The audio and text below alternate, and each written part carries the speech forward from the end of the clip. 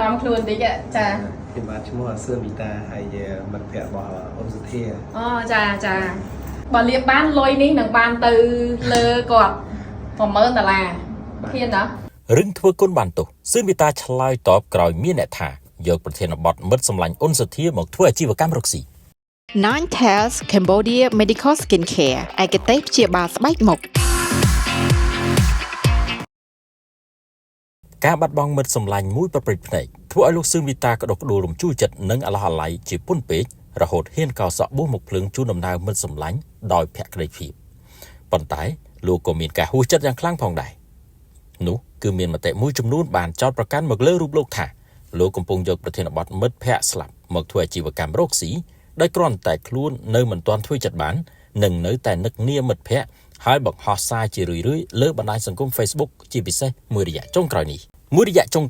មានការលើកឡើងមួយចំនួនដោយចោទប្រកាន់ថាលោកសឿងវីតាបានទាញយកប្រធានបទអូនសុធាទទួលមរណភាពមកធ្វើអាជីវកម្មរកស៊ីរបស់ខ្លួន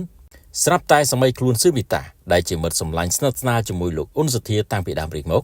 បានឆ្លើយតបវិញទៅកាន់បុគ្គលទាំងនោះទាំងហួសចិត្តថាធ្វើគុណបានទោសរឿងខ្មៅទៅជាសរឿងល្អទៅជាអាក្រក់មិនតែប៉ុណ្ណោះលោកសឿងវីតាបានអះអាងថាប្តីប្រពន្ធរបស់ពួកគេមិនបានសម្ដែងឬក៏ទាញយកប្រធានបទអ្នកដទៃដើម្បីធ្វើអាជីវកម្មនោះឡើយតាមរយៈសំណេរដែលបានបង្ហោះលើបណ្ដាញសង្គម Facebook សឿងវីតាបានសរសេររៀបរាប់ថាគ្មានអ្វីក្រៅតែពីពាក្យថាហួសចិត្តមនុស្សយើងស្អីក៏អាចទៅរួចធ្វើគុណបានទោសរឿងខ្មៅទៅជាសរឿងល្អទៅជាអាក្រក់តាំងតែពីដើមមកដល់ឥឡូវជីវិតប្តីប្រពន្ធខ្ញុំគ្មានពាក្យថាសម្ដែងឡើយ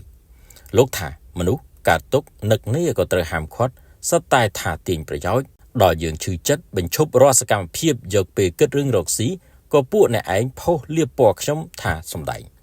សឿងវីតាបានបន្តថាពួកអ្នកឯងចាំទុករឿងពិតមិនពិតទេវតាក៏ទុកច្បាស់ណាស់បើរាល់សកម្មភាពខ្ញុំកន្លងមកមានមួយណាជាការសម្ដែងដើម្បីទាញប្រយោជន៍សូមឲ្យខ្ញុំងាប់ដោយខ្មោចឆ្កែចុះតែបើពួកអ្នកឯងបំភ្លៃចោលប្រកាន់ពីភាពស្មោះត្រង់ពួកខ្ញុំអ្នកឯងទទួលរែកកម្មពៀចុះមិនយូរមិនឆាប់ទេបុណ្យក៏ហុចផលកម្មក៏ហុចផលឆាប់ពួកអ្នកឯងធ្វើបាបផ្លូវចិត្តពួកខ្ញុំណាស់ទាំងកន្លងមកខ្ញុំធ្វើតែរឿងពិតអ្នកឯងបំភ្លៃខ្ញុំបានគ្រប់រឿងខ្ញុំមិននឹកស្មានថាមនុស្សយើងមួយចំនួនមិនដេចអាក្រក់ម្លេះឬក៏ពួកគេអត់ស្គាល់ពាក្យថាមនោសញ្ចេតនាមានន័យថាមិនទេខ្ញុំមានតែពាក្យថាហួសចិត្តប៉ុណ្ណោះលោកសឿងវីតាត្រូវបានគេដឹងថាជាមិត្តសម្លាញ់របស់លោកអ៊ុនសុធាខណៈពេលកន្លងមកគេបានឃើញអ្នកទាំងពីរតែងតែបង្ហាញនូវភាពស្និទ្ធស្នាលនិងយកអាសាគ្នាទៅវិញទៅមកគេនៅចាំបានថានៅពេលដែលលោកសឿងវីតាធ្លាក់ខ្លួនខ្លាំងអ៊ុនសុធានេះហើយតែងតែនឹកនាបារម្ភលើកទឹកចិត្ត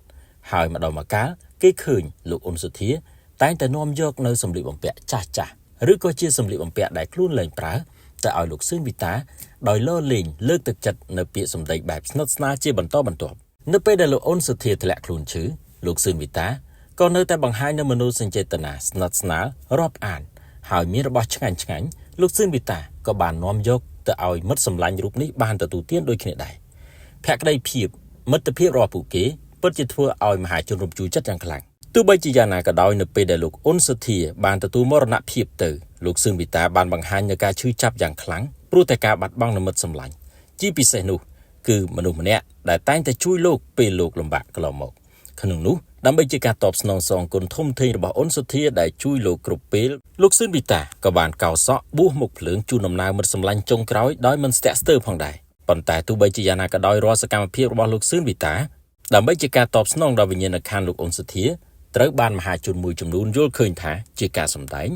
ឬយកការស្លាប់របស់លោកអ៊ុនសុធាមកធ្វើអាជីវកម្មជាដើមឡាក់នឹងឡាក់